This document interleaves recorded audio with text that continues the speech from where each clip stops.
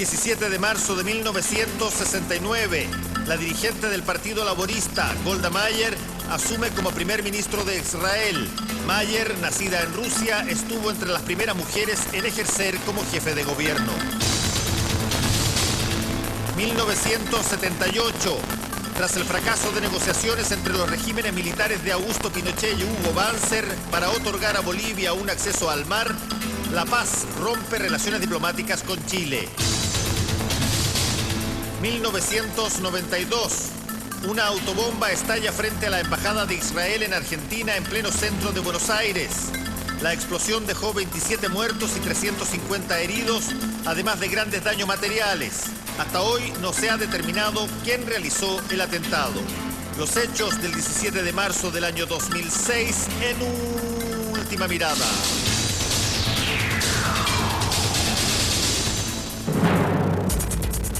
Con el auspicio de Universidad de las Américas, Fluicor ASA 81, Coopeuch y Smartcom.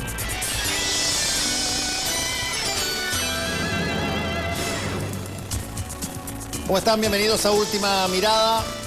Ayer el nuevo secretario ejecutivo de la Comisión Nacional de Energía dejó caer una bomba. Puede ser de que le hayan pegado coscachos, que le hayan pegado admoniciones, no seas tan franco. Todo lo que puedan haberle dicho da lo mismo, porque lo que él planteó es bastante directo. Dijo, van a subir los precios de la electricidad durante este año, nos toca bailar con la fea, van a venir la época de las vacas flacas, por razones, dijo, muy objetivas. El precio está más alto, el suministro de gas de Argentina se está cortando y hay posibilidades del 2007 de que el agua no caiga como se espera que caiga y haya sequía. Esto ha generado toda una discusión sobre a ver quién sabe lo que puede pasar y quién lo puede explicar relativamente bien. Hemos invitado esta noche a Francisco Aguirre, uno de los socios de la empresa Electroconsultores, una de las más importantes, que analiza el tema de la energía y de la electricidad y del gas y todo lo demás desde el punto de vista del consumidor final. Puede ser una gran empresa o puede ser incluso usted en su casa. Gracias, Francisco, por haber venido al programa. Y la primera pregunta que te tengo que hacer es, ¿qué opinas tú de lo que planteó Pablo Serra? ¿Es efectivamente así la situación? ¿No hay posibilidad de pensar, al igual que el año pasado, como lo dijo en algún momento el ministro de Economía, Rodríguez Grossi, que ni la señora Juanita ni nadie va a haber jamás afectado durante este año la situación energética en su hogar? Bueno, gracias por tener la ocasión de dar el punto de vista un poco de los consumidores, como dices tú. Efectivamente, nos hemos encontrado con la sorpresa que este nombramiento técnico ha permitido sincerar una condición que efectivamente en los 2 últimos años ha estado, yo diría, optimistamente mirada por parte de la autoridad reguladora. Efectivamente, hemos tenido problemas con Argentina, esos problemas se han ido agravando. En el 2004 tuvimos racionamiento de gas de un cierto orden que fue incrementado el 2005 y que muy probablemente venga peor el 2006 porque las limitaciones de gas en Argentina hacen de que crezca su propia demanda y ya es claro de que la válvula de regulación es la exportación hacia Chile, que va a ser menor. Por lo tanto, efectivamente, el secretario ejecutivo actual ha sincerado la situación y tenemos no solamente este año, sino que tenemos quizás unos 3 años de dificultades. Cuando tú hablas de dificultades, Francisco, ¿te estás refiriendo a qué? ¿Significa racionamiento? ¿Significa que tú vas a tener que entrar en una política probablemente estimulada por alguna campaña de ahorro racional de la energía? ¿Va a significar de que vas a tener limitaciones para acceder, por ejemplo, a combustibles específicos? ¿En qué consiste la dificultad? Hay que contar con la racionalidad que significa saber que el suministro eléctrico proviene de fuentes que en el caso chileno y específicamente en la zona central, por ejemplo, un 60% es de origen natural, son lluvias, es agua. Y por lo tanto, en la medida en que, esto no lo podemos saber porque todos los años hidrológicamente son distintos, pero en la medida que pudiéramos tener menos agua, efectivamente estamos perdiendo una parte de ese 60% que es nuestra matriz de generación de energía hoy día. Un 30% adicional nos lo da el gas argentino.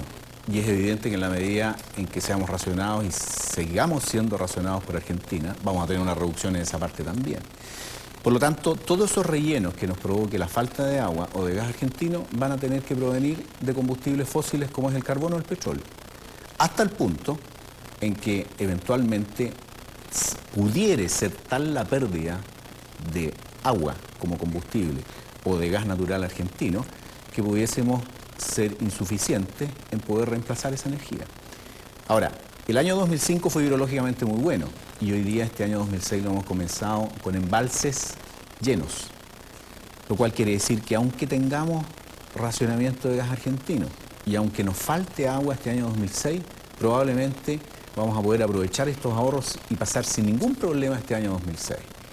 Sin embargo, llegamos eventualmente a un 2007 con los ahorros gastados. Y si ese año seguimos teniendo el problema de gas argentino o volvemos a tener una condición seca, estamos obviamente expuestos. Por lo tanto, ese es la realidad del tema. Tenemos riesgos que son crecientes hacia el futuro porque la demanda eléctrica está creciendo. Si tú en cualquier actividad nacional como política pública percibes que hay un riesgo serio de problema a futuro, uno tiende a pensar que la lógica de la política pública es acolchonarse con lo que se necesita para justamente pasar esos baches o esos años malos. Tú de alguna forma acumulas algo, por eso es que tú tienes reservas de petróleo, tienes un montón de cosas para los años malos, tienes fondos de estabilización, etc. ¿Cómo es el caso de la energía en Chile? En el caso de la electricidad... ¿Puedes acumular para cuando te vaya mal? En el caso de la electricidad, en primer lugar, el negocio es completamente privado.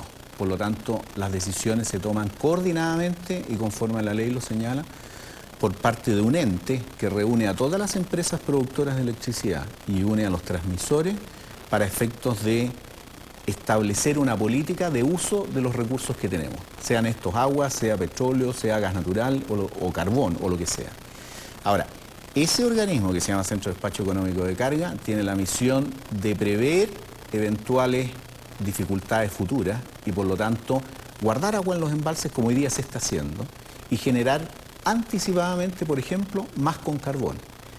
Pero este anticipo, desde un punto de vista económico, genera dificultades para las empresas eléctricas, porque en la medida en que yo deje de usar agua, cuyo costo es bajo, y use un combustible alternativo como es carbón o petróleo, en lugar de esa agua, obviamente estoy teniendo costos mayores de operación. Y tienen el precio fijado. Y el precio regulado está preestablecido. Es cierto que el precio regulado se fija mirando 4 años hacia adelante, porque el sistema de precios nuestro mira el futuro, calcula los costos de operación y calcula el precio hoy día para los próximos 6 meses. Pero sin embargo, ese cálculo está hecho con condiciones esperadas, desde el punto de vista matemáticamente esperadas, pero no da cuenta de situaciones puntuales que pudieran haber.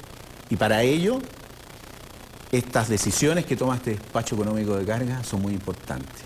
Pero estas no son decisiones que el regulador o el gobierno o Comisión Nacional de Energía pueda imponer en alguna forma, sino que están establecidas en la normativa. A ver, vayamos a una situación de esas medias extremas. Tú me estás diciendo de que el país, el Estado, por un tema de seguridad interna, en función de un descalabro energético, no puede decirle a las empresas privadas que forman parte de este centro de despacho de carga, miren, ¿saben qué? La necesidad nacional amerita que ustedes tomen esta dirección. Ellos podrían decir, no, nosotros estamos decidiendo como privados dentro de la lógica del mercado y de nuestras facultades. ¿Otra cosa? ¿No hay facultades del Estado para intervenir? La intervención la hace el Estado en forma anticipada a través de la regulación. Y en la regulación hoy día hay señales sumamente claras. Si un privado, generador de electricidad, falla en el suministro que le entrega a un distribuidor a un precio regulado por el sistema tarifario y falla en el suministro, o sea, no lo entrega, condición de racionamiento, tiene que compensar. Y esa compensación es carísima. Esta compensación deriva particularmente incluso de un cambio de ley que se hizo en el año 99, en plena sequía, donde los parlamentarios legislaron sobre una modificación que le impuso severas multas al generador que fallaba. Pero el problema que tuvo esa ley también es que esas multas se las impulsó incluso existiendo causales que son problemas de la naturaleza, que son fuerza mayor. Y frente a esa situación, los privados dijeron, no me conviene servir a los clientes regulados, no me conviene servir a los distribuidores. Y lo hicieron, paradójicamente, dentro de una plena legalidad, porque en la ley eléctrica chilena es servicio público lo que es distribución de electricidad. Es servicio público también lo que es transmisión de electricidad. Esto significa que cualquiera que requiera estos servicios de distribución o de transmisión puede hacer uso de ellos. Pero sin embargo no es servicio público la producción, la generación de electricidad. Y ella se produce solo en la medida que existan contratos celebrados entre los productores y los consumidores. Y esos contratos, en la medida, contestando tu pregunta específicamente, que sirvan a clientes regulados, tienen desincentivos por parte de la autoridad, por parte de la regulación, para fallarlos. Por lo tanto, al generador le quedan dos alternativas. O toma los riesgos para abastecer estos contratos o no los abastece. Y así hoy día tenemos del orden de un 10% del sistema, esta es una complicación seria, del orden de un 10% del sistema de empresas distribuidoras que están operando sin contratos. Y derivado de este problema que nace precisamente en el año 99, en el año 2004 y 2005 se modifican nuevamente las normativas y se ponen enormes incentivos esta vez a las empresas generadoras para que hagan inversiones, para efectivamente sí servir estos contratos, pero esta vez en condiciones económicas distintas. Y esto es lo que este gobierno está recogiendo, una normativa recién modificada del año 2005 que establece un nivel de precios superior para incentivar la inversión, pero inversiones que tenemos que tomar en consideración que van a estar recién activas probablemente hacia el 2009-2010. Entre ellas, este famoso proyecto de gas natural licuado para reemplazar el gas argentino. Eso se conversó mucho el año pasado, de que se iba a traer gas licuado de Indonesia o de Malasia, en barcos, en fin, y después alguien dijo, mira, la contratación de barcos no es una cosa como quien llama por teléfono, estas cosas tienen que hacerse con determinado tiempo. ¿En qué quedó eso? Bueno, nosotros somos una isla energética, estamos rodeados de 3 países en los cuales hay gas natural, en Perú, en Bolivia y en Argentina. Pero sin embargo, los ductos con Argentina están relativamente vacíos porque Argentina no se ha declarado no exportador. Con Perú y Bolivia, el llegar a negociaciones y el llegar a acuerdos nos va a tardar algún tiempo y por lo tanto el gas natural que necesitamos para las inversiones que ya se han hecho, son muchos millones de dólares que se han invertido para instalaciones de gas natural. Y para reemplazar entonces ese gas, lo que tenemos es que traer gas de la lejanía, a través de barcos, en forma líquida, gas natural licuado, y tenemos que hacer una inversión fuerte en una planta que regasifica el gas que viene en un barco. Un barco cuesta la miseria de 180 millones, 200 millones de dólares. Un barco. Un barco. ¿El que dura cuánto? Y el gas que trae ese barco permite abastecer una de estas grandes centrales que se llaman de ciclo combinado más o menos durante 40 días. Pero toda esta instalación... 200 millones por mes, más o menos. Es una inversión fuertísima. Ahora, lo que sí es cierto es que esa inversión y ese proyecto hoy día está en negociación. Hay una empresa con la cual hay un plazo, que es British Gas, para poder celebrar y llegar a un precio que sea razonable para que este proyecto se pueda desarrollar. Pero esas noticias no las vamos a conocer, sino que hasta un par de meses más. Vamos por el lado entonces, Francisco, de lo que podemos hacer nosotros en la casa. Uno tendería a pensar que cuando tú tienes una situación potencial de emergencia, siempre tiene que haber algo que pueda hacer quien en definitiva mueve desde el último eslabón toda la maquinaria económica, es decir, quien paga la cuenta, en fin. ¿Por qué no hay campaña de ahorro de energía? Me parece razonable. ¿Cómo ha resultado esta experiencia en otros países que han hecho campañas de ahorro de energía? Bueno, lo que pasa es que depende de las políticas energéticas de la propia regulación. En Chile nosotros tuvimos un evento de racionamiento, de cuasi racionamiento el año 88.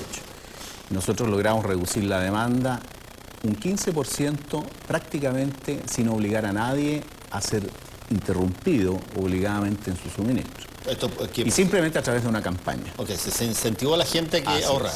Sin embargo, hacia el año 99 no se hizo tal campaña y lo que hubo es es que tuvimos todos que pasar el mal rato de estar 2, 4 horas por turnos, ¿no es cierto?, siendo racionados y efectivamente sin disponer de la electricidad en nuestro hogar. Si había sido efectivo un 15% hacía 10 años. Lo que sucede es que hay empresas eléctricas a las que obviamente esto es meterle la mano en los bolsillos, porque si uno impulsa una campaña de ahorro y efectivamente esa campaña de ahorro se da, pero resulta que la naturaleza de pronto, como sucedió en el año 2005, ¿no es cierto?, nos deja caer un chaparrón de agua y resulta que todo el tema se resuelve y hubiese sido innecesaria esa campaña de ahorro, hubo al menos alguna empresa lesionada que dejó de vender la electricidad que se ahorró.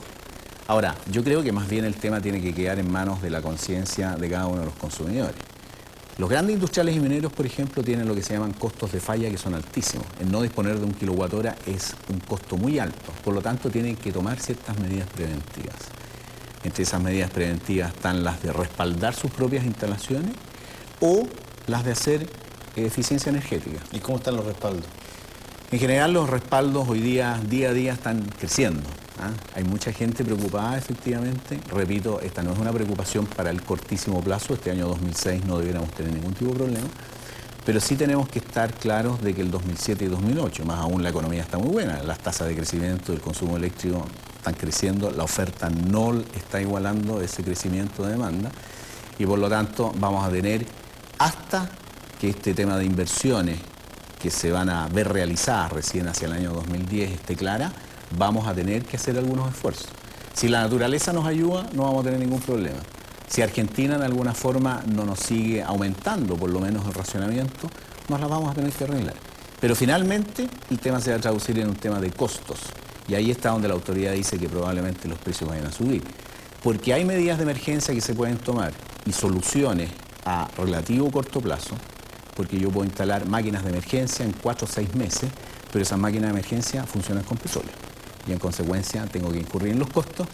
Y la ley eléctrica, modificada el año pasado, ya prevé esa situación, porque permite traspasar a los consumidores finales en forma bastante rápida esta vez todos los costos de resolver estas emergencias. O sea, la ley estableció que si en caso de emergencia, porque pasaron susto, tráiganse las máquinas, aunque sean a petróleo, que es más caro. Y subamos las tarifas. Y subamos las tarifas. Así es. Y por lo tanto, las 4 años y todas esas cosas. Buenas noches, los pastores.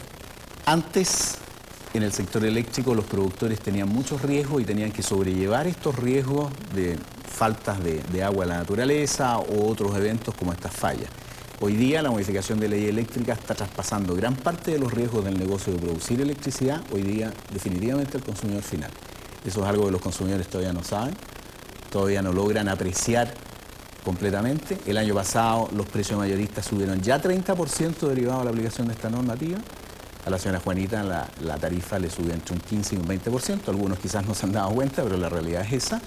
Y lo cierto es que si pasamos momentos de apremio, parte de esos costos probablemente van a ser rápidamente traspasados a tarifa con los efectos de las alzas del caso. Francisco, te quiero agradecer que hayas venido a Última Mirada. Bueno, y ¿qué quieres que te diga? Cuando tenemos elementos que tienen que ver con algo que uno es imposible que controle, uno dice, bueno, si llueve, llueve. Lo que quizás sería imperdonable es que los elementos de prevención que uno puede controlar se dilaten o no se hagan. Por ejemplo, que se generen estas posibilidades de nuevas generaciones o que se tomen, no sé, los incentivos que el mismo Pablo Serra mencionó respecto de otro tipo de energía. Él habló de geotérmica, eólica, en fin. Eso lo ves muy raro, muy... Es que esas son soluciones de largo plazo. También está este tema de las centrales de Aysén, a la cual mucha gente se opone. Bueno, pues esa gente que se opone tiene que aceptar entonces otro tipo de soluciones. En una de esas, las soluciones hacia fines de la década siguiente, una central nuclear. Si es que no queremos desarrollar los recursos naturales, ¿no es cierto?, en una zona como es Aysén, quizás tengamos que reemplazar eso por otro tipo de recursos que no son apreciados por otra cantidad de personajes. Y ese tema lo tiene que resolver política energética. Chile es parte también del cinturón de fuego del Pacífico. Eso significa que nuestra montaña, en amplias zonas, hay abundancia de recursos geotérmicos. Tenemos que desarrollarlo. Pero alguien tiene que tomar la iniciativa.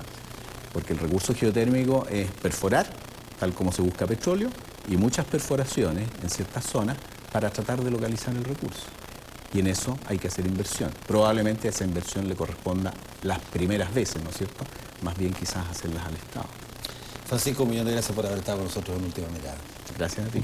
Volvemos en un ratito y ya está el resumen completo de lo que ha sido este día. Universidad de las Américas, Laureate International Universities, líder en programas para el adulto que trabaja.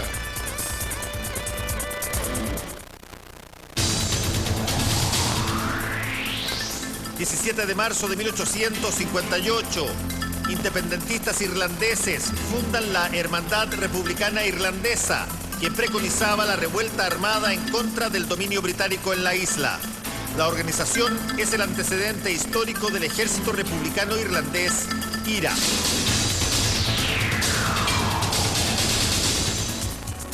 Tome Fluicor ASA 81 todos los días. El único en Chile con 81 miligramos que no daña su estómago.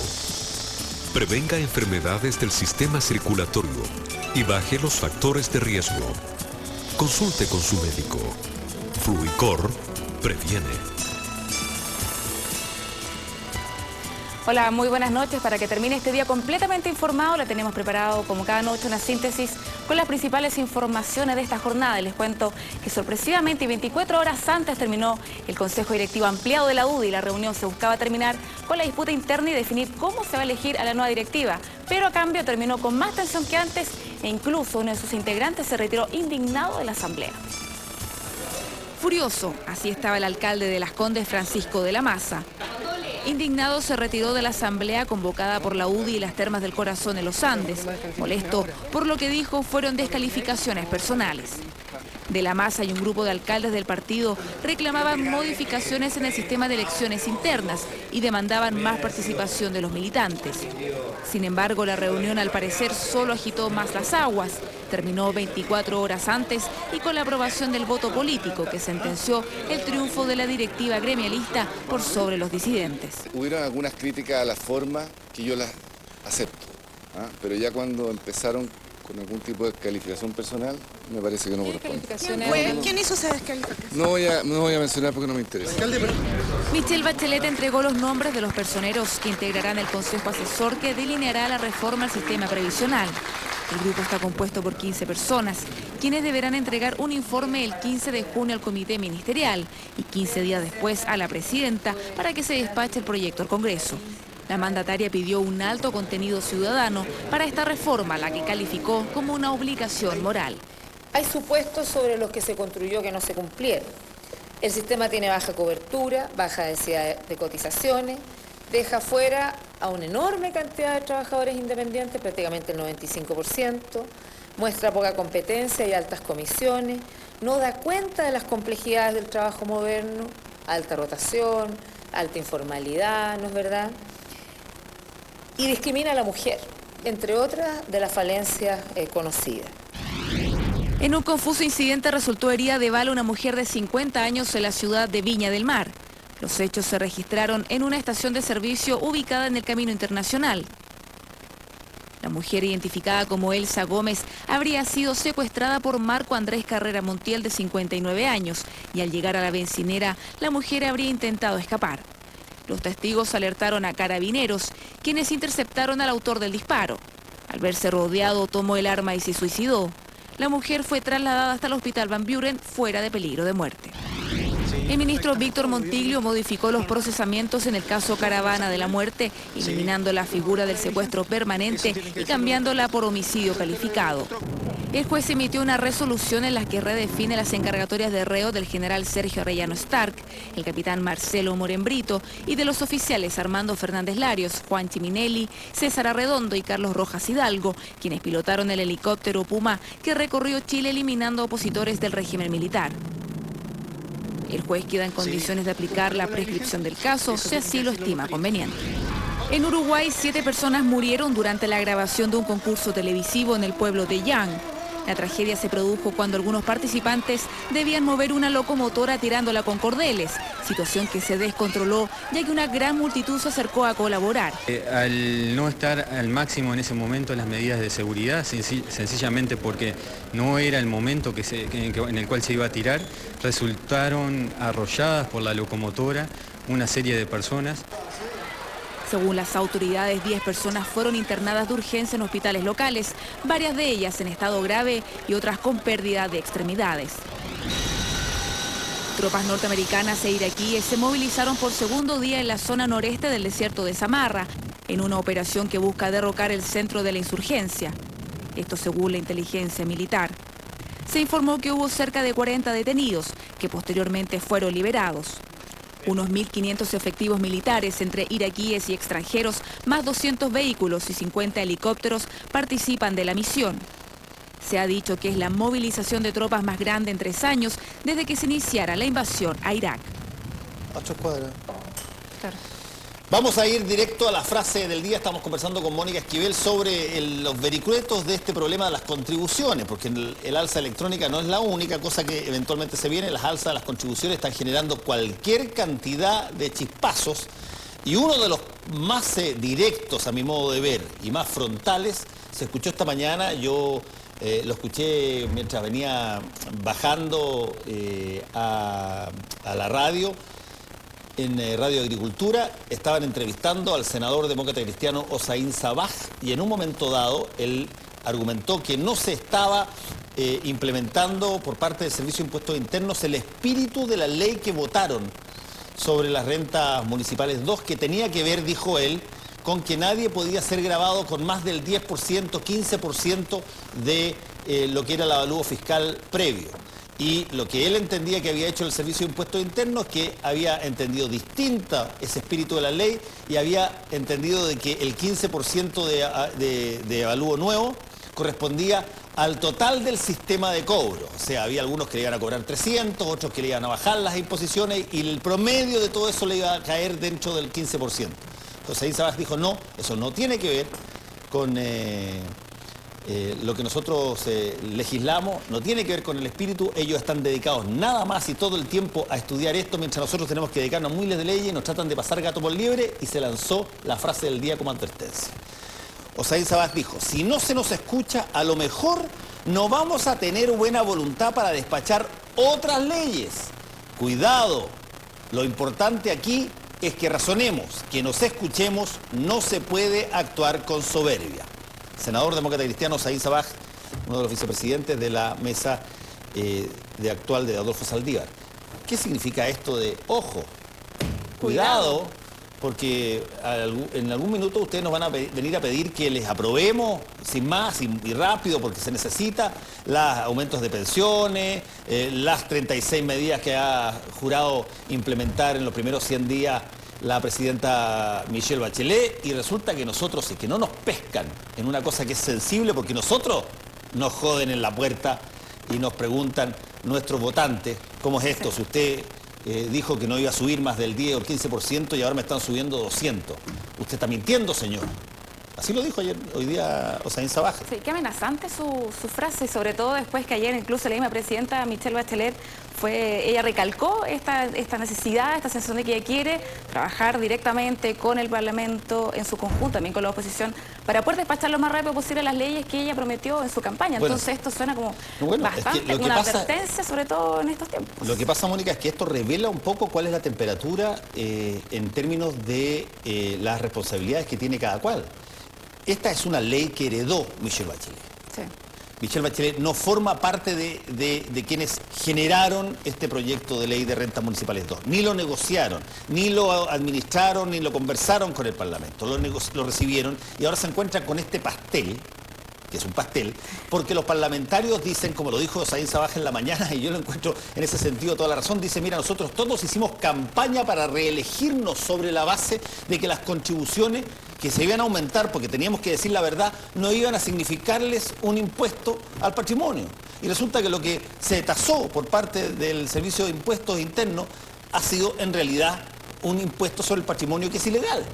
Y entonces, ¿quiénes quedamos pésimos? Nosotros, Exacto, que somos los representantes de la gente, por lo tanto pedimos que nos escuchen, conversemos, dialoguemos, pero si nos cierran la puerta y nos dicen no hay ninguna posibilidad de conversar con el Parlamento, hagámoslo caso a caso, bueno, lisa y llanamente esto nos coloca en una situación muy incómoda y ahí surge la advertencia, ojo, esta es una puerta de vaivén. Bueno, ayer De incluso repente viene para acá, de repente va para allá. ayer comentamos las palabras también de la ministra Paulina Veloso, que dijo que se está de alguna forma magnificando el tema, que no eran tantas las personas que estaban reclamando, que eran solamente 1.500 personas, que ojalá se viera caso a caso, pero también el ver caso a caso con impuestos internos es como, impuestos internos como hacer el reclamo, juez y parte también, o sea... Habrá que esperar un poquitito más porque todavía hay tiempo para hacer los reclamos, hasta junio hay tiempo para hacer los reclamos, las contribuciones se pagan dentro de pocos días y todavía queda espacio para ver cómo se resuelve un problema que por lo menos está planteado con bastante energía. Vamos, como todos los viernes, al panorama cultural con Clarita Tapia. Hola, ¿qué tal? Buenas noches, ¿cómo están ustedes? Antes de presentarles el panorama de hoy, quiero confirmarles que definitivamente Pavarotti viene el 17 de mayo a presentarse a Chile. Si usted compró las entradas para la presentación que tenía este mes, guárdelas, porque él se presentará para terminar su carrera el 17 de mayo en nuestro país. Y si usted es seguidor de las obras de Picasso, le recomiendo que se dé una vuelta por Apoquindo 3300, un espacio donde la cultura es la protagonista y donde por estos días y hasta el 21 de mayo estará la muestra Picasso Homenaje al Torero. Esta es una invitación que la dueña de las obras vino a realizar a Chile. Íntima, sensible, personal y entrañable. Así es la muestra Picasso Homenaje al Torero, que de forma gratuita se puede ver en Apoquindo 3300, un espacio que abre sus puertas para este montaje que entre blanco, negro y rojo nos muestra una etapa esplendorosa y desconocida del artista entre 1959 y 1964. Se trata de la colección personal de la familia Dominguín Bosé. Fotografías, grabados, collage, dibujos y cerámicas, regalos a la familia del torero Luis Miguel Dominguín y Lucía, padres del cantante Miguel Bosé. Ella fue quien viajó a Chile para presentar la exposición. Es un lado humano de Picasso, ¿no? El contacto con los niños, los dibujos que hacía a los niños, las bromas que me hacía a mí, que me ponía estas figuras de hombre en la cama para que no durmiera sola, ¿no? Entonces, claro, son cosas que al público le gusta saber que también un genio puede ser humano. Son obras que muestran otra cara del genio malagueño, de sus juegos y dibujos para los hijos de la familia o sus fotografías con el traje de torero de Dominguín. Y todos estos recuerdos, un cenicero que nos divierte mucho, el plato donde yo comía los dulces y ahora me lo han quitado y no puedo ya comer mis dulces. ¿Qué le puedo decir? Que vengan a verla y se dan cuenta que es una cosa muy bonita. Un importante ciclo de documentales y películas españolas acompañan esta muestra que hasta el 21 de mayo estará en Santiago para luego viajar, como dice su dueña, a donde la llamen y quieran conocer un poco más de su entrañable amigo. Ya está en las salas de cine el documental que recibió el premio Oscar en su categoría. Se trata de La Marcha de los Pingüinos, una bella historia de amor, respeto, de emociones y de lucha por sobrevivir en medio de un clima hostil que pone a prueba los sentimientos del espectador. Un trabajo imperdible y recomendable para toda la familia. Los Bunkers no paran de tocar. Luego de ser los teloneros del grupo Oasis y de una gira por regiones, regresan al escenario de La Batuta para presentar su disco Vida de Perros.